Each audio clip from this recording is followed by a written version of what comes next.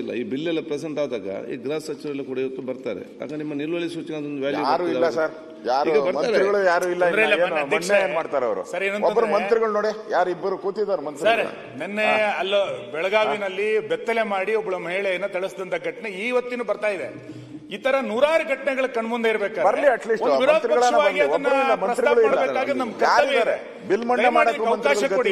ಇದಕ್ಕೆ ಅಲ್ಲಗಳಿಬೇಡಿ ನೀವು, ಇದನ್ನ ಕಲ್ಲಗಳಿಬೇಡಿ, ದಯಮಾಡಿ ಇದಕ್ಕೆ ಅವಕಾಶ ಕೊಡಿ. ಶುರು ಮಾಡ್ತಾರೆ.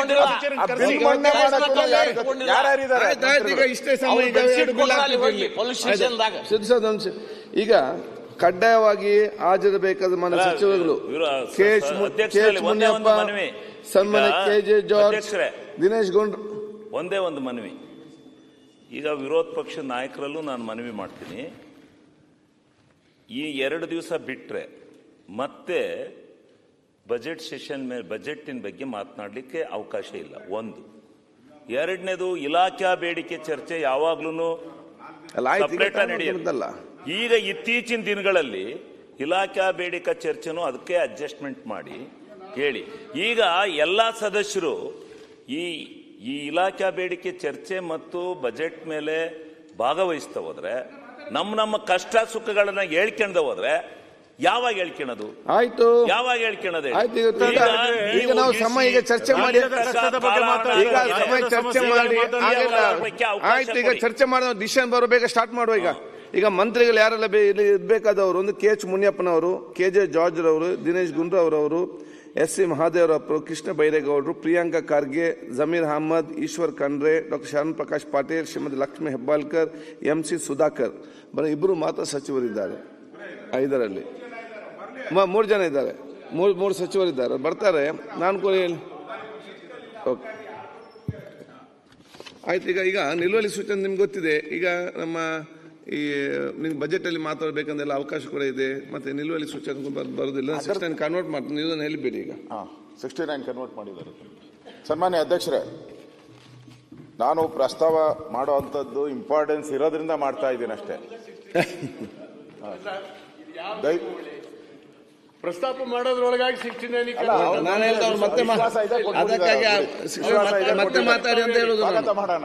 ಸ್ವಾಗತ ಮಾಡೋಣ.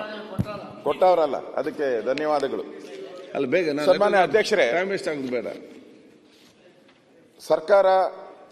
ಈ ಸರ್ಕಾರ ಬಂದ ಮೇಲೆ ಯಾಕೋ ಈ ಸರ್ಕಾರಕ್ಕೂ ಕಾನೂನು ಸುವ್ಯವಸ್ಥೆಗೂ ಅದೇನೋ ಅಜಗಜಾಂತರ ವ್ಯತ್ಯಾಸ ಕಾಣ್ತಾ ಇದೆ. ತಾಳನೂ ಇಲ್ಲ, ಮೇಳನೂ ಇಲ್ಲ. ಆ ಪರಿಸ್ಥಿತಿಯಲ್ಲಿ ನಮ್ಮ ಗೃಹ ಸಚಿವರ ಖಾತೆಗೆ ಯಾರ್ಯಾರು ನಿರ್ವಹಿಸ್ತಾರೋ, ಯಾರ್ಯಾರು ನೋಡ್ತಾರೋ ಗೊತ್ತೇ ಇಲ್ಲ. ಆ ಸ್ಥಿತಿ ಆಗಿದೆ.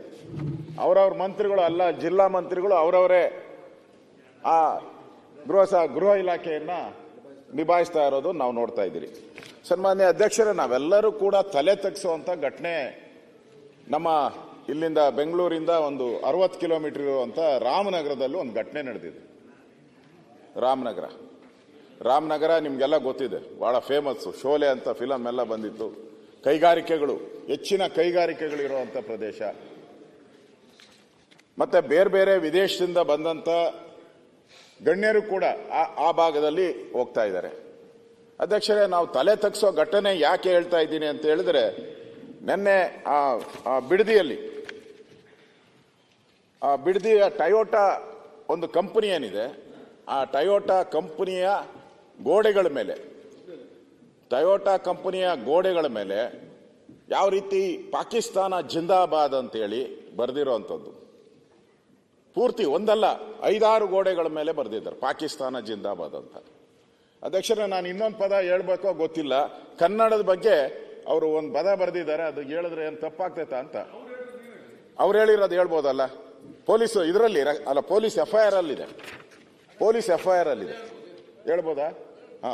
ನೋಡಿ, ಅವರು ಪೊಲೀಸ್ FIR ಅಲ್ಲಿ ಕಂಪನಿಯ PU ವಿಭಾಗದ 2 ಶೌಚಾಲಯ ಗೋಡೆಗಳ ಮೇಲೆ ಒಂದರಲ್ಲಿ ಪಾಕಿಸ್ತಾನ ಜಿ ಕನ್ನಡಿಗರು ಇನ್ನೊಂದು ಶೌಚಾಲಯದ ಮೇಲೆ ಪಾಕಿಸ್ತಾನಕ್ಕೆ ಜಯವಾಗಲಿ ಎಂದು ಬರೆದಿರುವುದನ್ನ ಆ ಕಂಪನಿಯವರು ಐಡೆಂಟಿಫೈ ಮಾಡಿ ಪೊಲೀಸ್ ಸ್ಟೇಷನ್ಗೆ ಕಂಪ್ಲೇಂಟ್ ಕೊಟ್ಟಿದ್ದಾರೆ.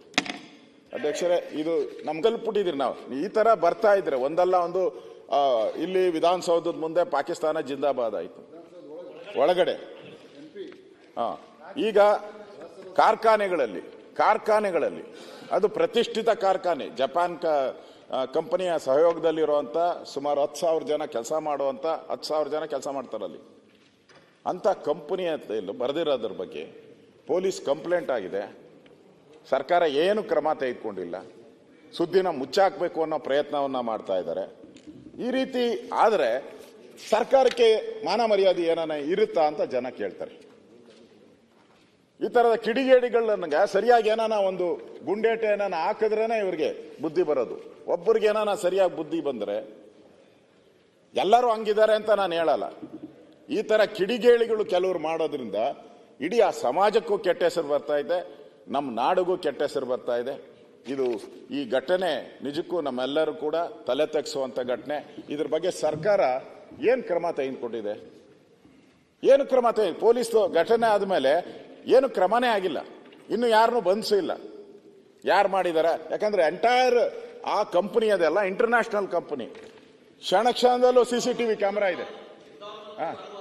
CCTV camera, entire factory CCTV camera ಇದೆ. ಒಂದೇ ಮನ್ಸು ಮಾಡಿದ್ರೆ ಸರ್ಕಾರ 1 ಸೆಕೆಂಡಲ್ಲಿ ಹಿಡಿಬಹುದು. ಇಂಥ ಒಂದು ವ್ಯವಸ್ಥೆ ಇದ್ರೂ ಕೂಡ ಸರ್ಕಾರ ಇಂಥದ್ದು ಆಗ್ತಾ ಇದ್ರೆ, ಪದೇ ಪದೇ ಘಟನೆ ಆಗ್ತಾ ಇದ್ರೆ ಸರ್ಕಾರ ಮೌನವಾಗಿ ಕೂತಿದ್ರೆ ಈ ಸರ್ಕಾರ ಯಾರ ಪರ ಅಂತ ಹೇಳ್ಬೇಕು ನಾವು? ಯಾರ ಪರ ಈ ಸರ್ಕಾರ? ಈಗ ಅಧ್ಯಕ್ಷರೇ, ಈಗ ತಾವು ಇಲ್ಲಿಗೆ ನಾನು ಈಗ ಪ್ರಸ್ತಾವನೆಗೆ ಮಾಡಿದ್ದೀರಿ, ನಾನು ಅದನ್ನ ಕನ್ವರ್ಟ್ ಮಾಡಿದ್ದೇನೆ. ಮುಗಿಸೇ ಬಿಡ್ತೀನಿ.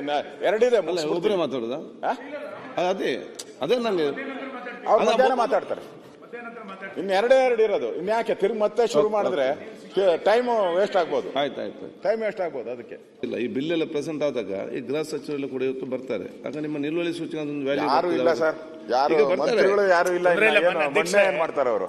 ಒಬ್ಬರು ಮಂತ್ರಿಗಳು ನೋಡಿ, ಯಾರು ಇಬ್ಬರು ಕೂತಿದ್ದಾರೆ ಮಂತ್ರಿ. ನಿನ್ನೆ ಅಲ್ಲ ಬೆಳಗಾವಿನಲ್ಲಿ ಬೆತ್ತಲೆ ಮಾಡಿ ಒಬ್ಬಳು ಮಹಿಳೆಯನ್ನ ಥಳಿಸಿದಂತ ಘಟನೆ ಇವತ್ತಿನ ಬರ್ತಾ ಇದೆ. ಈ ತರ ನೂರಾರು ಘಟನೆಗಳ ಕಣ್ಮುಂದೆ ಇರಬೇಕಾದ್ರೆ ಬರ್ಲಿ, ಅಟ್ಲೀಸ್ಟ್ ಬಿಲ್ ಮಂಡನೆ ಮಾಡಕ್ಕೆ ಅವಕಾಶ ಕೊಡಿ. ಇದಕ್ಕೆ ಅಲ್ಲಗಳಿಬೇಡಿ ನೀವು, ಇದನ್ನ ಕಲ್ಲಗಳಿಬೇಡಿ ದಯಮಾಡಿ. ಇದಕ್ಕೆ ಅವಕಾಶ ಕೊಡಿ.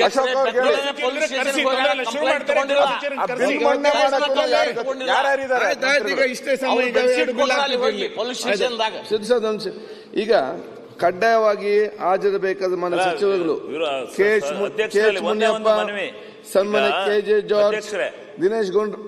ಒಂದೇ ಒಂದು ಮನವಿ, ಈಗ ವಿರೋಧ ಪಕ್ಷದ ನಾಯಕರಲ್ಲೂ ನಾನು ಮನವಿ ಮಾಡ್ತೀನಿ. ಈ 2 ದಿವಸ ಬಿಟ್ರೆ ಮತ್ತೆ ಬಜೆಟ್ ಸೆಷನ್ ಮೇಲೆ ಬಜೆಟಿನ ಬಗ್ಗೆ ಮಾತನಾಡಲಿಕ್ಕೆ ಅವಕಾಶ ಇಲ್ಲ. ಒಂದು. ಎರಡನೇದು, ಇಲಾಖಾ ಬೇಡಿಕೆ ಚರ್ಚೆ ಯಾವಾಗ್ಲೂ ಸಪರೇಟ್ ನಡೆಯುತ್ತಲ್ಲ. ಈಗ ಇತ್ತೀಚಿನ ದಿನಗಳಲ್ಲಿ ಇಲಾಖಾ ಬೇಡಿಕೆ ಚರ್ಚೆನೂ ಅದಕ್ಕೆ ಅಡ್ಜಸ್ಟ್ಮೆಂಟ್ ಮಾಡಿ ಹೇಳಿ. ಈಗ ಎಲ್ಲ ಸದಸ್ಯರು ಈ ಇಲಾಖಾ ಬೇಡಿಕೆ ಚರ್ಚೆ ಮತ್ತು ಬಜೆಟ್ ಮೇಲೆ ಭಾಗವಹಿಸ್ತಾ ಹೋದ್ರೆ, ನಮ್ಮ ಕಷ್ಟ ಸುಖಗಳನ್ನ ಹೇಳ್ಕೊಂಡ ಹೋದ್ರೆ ಯಾವಾಗ ಹೇಳ್ಕೊಳ್ಳೋದು? ಆಯ್ತು, ಯಾವಾಗ ಹೇಳ್ಕೊಳ್ಳೋದು? ಈಗ ನಾವು ಈಗ ಚರ್ಚೆ ಮಾಡಿ ಆಯ್ತು, ಈಗ ಚರ್ಚೆ ಮಾಡೋ ಡಿಸೆಂಬರ್ ಬೇಗ ಸ್ಟಾರ್ಟ್ ಮಾಡುವ. ಈಗ ಮಂತ್ರಿಗಳು ಯಾರೆಲ್ಲ ಇರ್ಬೇಕಾದವರು ಒಂದು KH ಮುನಿಯಪ್ಪನವರು, KJ ಜಾರ್ಜ್ ರವರು, ದಿನೇಶ್ ಗುಂಡ್ರವರು, SC ಮಹಾದೇವರವರು, ಕೃಷ್ಣ ಬೈರೇಗೌಡರು, ಪ್ರಿಯಾಂಕಾ ಖರ್ಗೆ, ಜಮೀರ್ ಅಹಮದ್, ಈಶ್ವರ್ ಖಂಡ್ರೆ, ಡಾಕ್ಟರ್ ಶರಣ್ ಪ್ರಕಾಶ್ ಪಾಟೀಲ್, ಶ್ರೀಮತಿ ಲಕ್ಷ್ಮೀ ಹೆಬ್ಬಾಳ್ಕರ್, MC ಸುಧಾಕರ್. ಬರೀ ಇಬ್ಬರು ಮಾತ್ರ ಸಚಿವರಿದ್ದಾರೆ. 5ರಲ್ಲಿ 3 ಜನ ಇದ್ದಾರೆ. 3 ಸಚಿವರಿದ್ದಾರೆ, ಬರ್ತಾರೆ. ನಾನು ಕೂಡ ಓಕೆ ಆಯ್ತು. ಈಗ ನಿಲುವಳಿ ಸೂಚನೆ ನಿಮ್ಗೆ ಗೊತ್ತಿದೆ. ಈಗ ನಮ್ಮ ಈ ಬಜೆಟ್ ಅಲ್ಲಿ ಮಾತಾಡಬೇಕಂದೆಲ್ಲ ಅವಕಾಶ ಕೂಡ ಇದೆ. ಮತ್ತೆ ನಿಲುವಳಿ ಸೂಚನೆ ಬರೋದಿಲ್ಲ. 69 ಕನ್ವರ್ಟ್ ಮಾಡ್ತೀನಿ, ಇದನ್ನು ಹೇಳಿಬಿಡಿ. ಈಗ 69 ಕನ್ವರ್ಟ್ ಮಾಡಿದ್ದಾರೆ. ಸನ್ಮಾನ್ಯ ಅಧ್ಯಕ್ಷರೇ, ನಾನು ಪ್ರಸ್ತಾವ ಮಾಡುವಂಥದ್ದು ಇಂಪಾರ್ಟೆನ್ಸ್ ಇರೋದ್ರಿಂದ ಮಾಡ್ತಾ ಇದ್ದೀನಿ ಅಷ್ಟೇ. ಪ್ರಸ್ತಾಪ ಮಾಡೋದ್ರೊಳಗಾಗಿ 69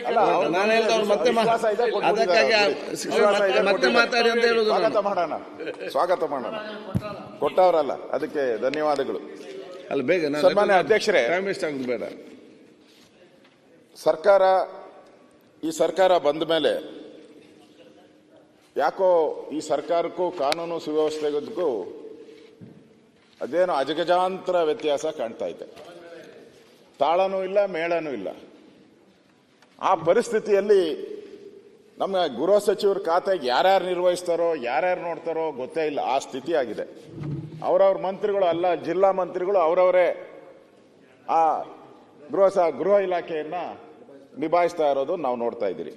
ಸನ್ಮಾನ್ಯ ಅಧ್ಯಕ್ಷರೇ, ನಾವೆಲ್ಲರೂ ಕೂಡ ತಲೆ ತಗ್ಸುವಂತ ಘಟನೆ ನಮ್ಮ ಇಲ್ಲಿಂದ ಬೆಂಗಳೂರಿಂದ ಒಂದು 60 ಕಿಲೋಮೀಟರ್ ಇರುವಂತ ರಾಮನಗರದಲ್ಲೂ ಒಂದು ಘಟನೆ ನಡೆದಿದೆ. ರಾಮನಗರ ನಿಮ್ಗೆಲ್ಲ ಗೊತ್ತಿದೆ, ಬಹಳ ಫೇಮಸ್. ಶೋಲೆ ಅಂತ ಫಿಲಂ ಎಲ್ಲ ಬಂದಿತ್ತು. ಕೈಗಾರಿಕೆಗಳು, ಹೆಚ್ಚಿನ ಕೈಗಾರಿಕೆಗಳು ಇರುವಂತ ಪ್ರದೇಶ. ಮತ್ತೆ ಬೇರೆ ಬೇರೆ ವಿದೇಶದಿಂದ ಬಂದಂತ ಗಣ್ಯರು ಕೂಡ ಆ ಭಾಗದಲ್ಲಿ ಹೋಗ್ತಾ ಇದ್ದಾರೆ. ಅಧ್ಯಕ್ಷರೇ, ನಾವು ತಲೆ ತಗ್ಸೋ ಘಟನೆ ಯಾಕೆ ಹೇಳ್ತಾ ಇದ್ದೀನಿ ಅಂತ ಹೇಳಿದ್ರೆ, ನಿನ್ನೆ ಬಿಡದಿಯ ಟೊಯೋಟಾ ಒಂದು ಕಂಪನಿ ಏನಿದೆ, ಆ ಟೊಯೋಟಾ ಕಂಪನಿಯ ಗೋಡೆಗಳ ಮೇಲೆ ಯಾವ ರೀತಿ ಪಾಕಿಸ್ತಾನ ಜಿಂದಾಬಾದ್ ಅಂತೇಳಿ ಬರೆದಿರೋವಂಥದ್ದು. ಪೂರ್ತಿ ಒಂದಲ್ಲ 5-6 ಗೋಡೆಗಳ ಮೇಲೆ ಬರೆದಿದ್ದಾರೆ ಪಾಕಿಸ್ತಾನ ಜಿಂದಾಬಾದ್ ಅಂತ. ಅಧ್ಯಕ್ಷರೇ, ನಾನು ಇನ್ನೊಂದು ಪದ ಹೇಳ್ಬೇಕೋ ಗೊತ್ತಿಲ್ಲ, ಕನ್ನಡದ ಬಗ್ಗೆ ಅವರು ಒಂದು ಪದ ಬರೆದಿದ್ದಾರೆ, ಅದು ಹೇಳಿದ್ರೆ ಏನು ತಪ್ಪಾಗ್ತೈತಾ ಅಂತ. ಅವ್ರು ಹೇಳಿರೋದು ಹೇಳ್ಬೋದಲ್ಲ?